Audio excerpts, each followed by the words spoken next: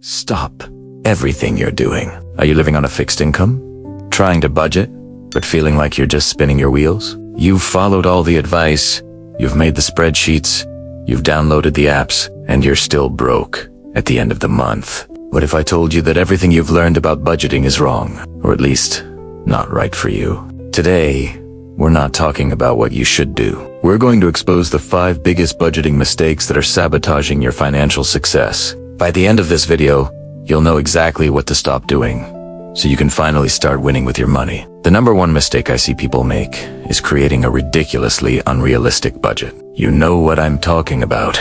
You sit down, you're super motivated, and you decide you're going to slash your grocery bill in half, completely stop eating out, and never buy another coffee again. It looks amazing on paper, right?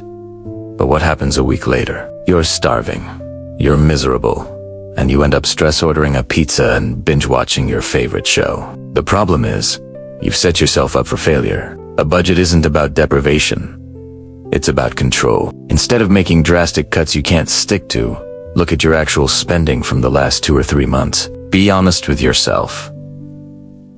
Where does your money really go? If you spend $200 on dining out, don't budget 50. Try 150 instead. The goal is to make small, sustainable changes that you can actually live with.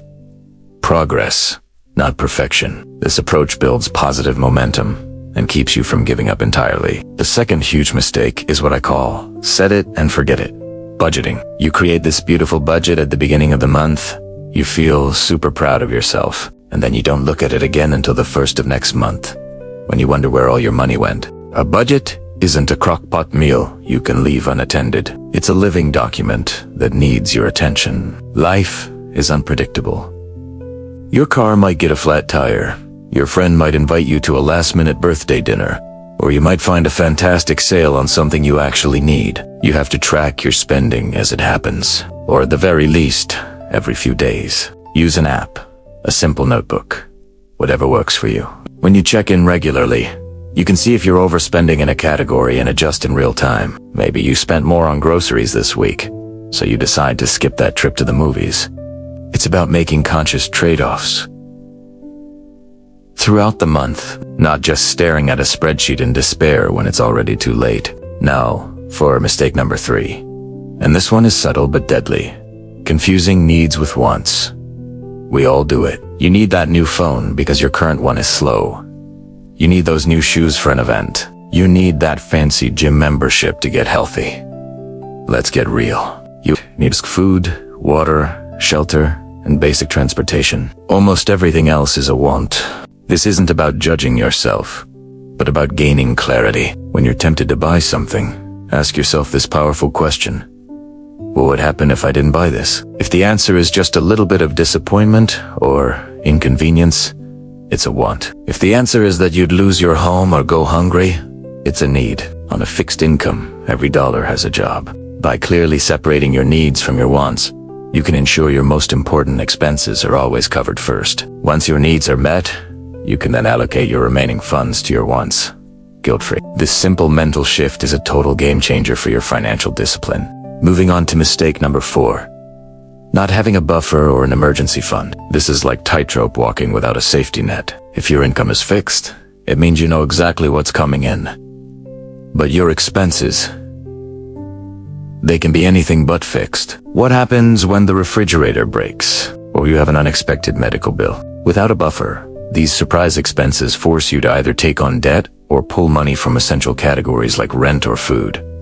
That's how the debt spiral begins. So, your absolute first priority in budgeting, even before paying off debt, should be to build a small emergency fund. Start with a goal of $500 or $1,000. Put it in a separate savings account that's easy to access but not too easy. This isn't your vacation fund. It's your life happens fund. Automate a small transfer to this account every single payday, even if it's just $20. That buffer is your financial firewall, protecting your entire budget from collapsing when one thing goes wrong. And the 5th, and perhaps most common mistake, is giving up after one bad month. You overspent on gifts, you had an unexpected expense, and your budget is a total wreck. So you throw your hands up and say, "See?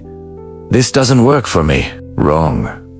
A budget is a tool, not a test. You can fail. Every single person, including me, has months where their budget goes off the rails. It's normal. The key is what you do next. Don't quit. Instead, get curious. Ask yourself why it happened.